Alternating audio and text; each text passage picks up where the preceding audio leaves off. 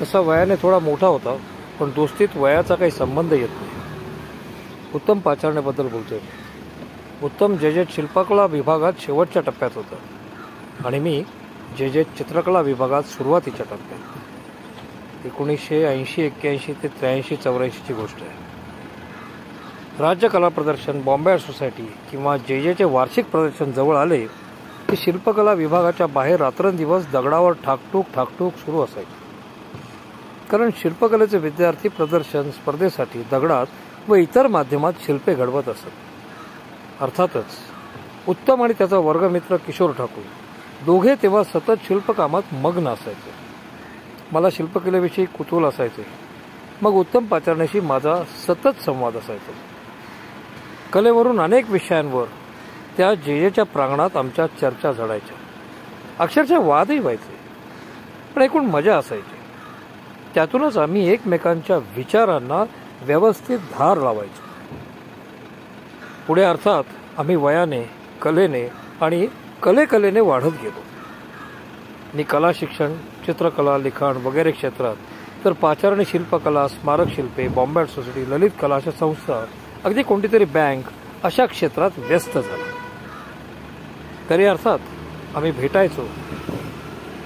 कधी विरोध, कधी बाजूने असेही आम्ही या संस्थांच्या राजकारणात भिडायचो. माझे लिखाण आणि पाचारण्याची उमेदवारी असा कधी सख्य तर कधी तीव्र संघर्षही व्हायचा. पण उत्तम किंवा माझ्यात तसा दरार कधीच आला नाही. कारण विचार भिन्न झाले तरी दोस्ती बेकरार असायची. उत्तमला आदराने बरेच लोक अण्णा म्हणायचे आणि मतभिन्नता झाली तरी लोकांचेही त्यांच्याविषयी अण्णा हे आदराचे स्थान कायम असायचे. त्यांनी खूप लोकांना त्याच्या सामाजिक स्थानावरून हर प्रकारे मदतही केली. इथे जेत ललित कलेचा कलामेळा झाला तेव्हा त्याने मला न विसरता आयोजन करण्यासाठी व माझे आपट्याची पानं हे बैठकीतले नाट्य सादर करण्यासाठी यथोचित मानधन देऊन निमंत्रितही केले होते.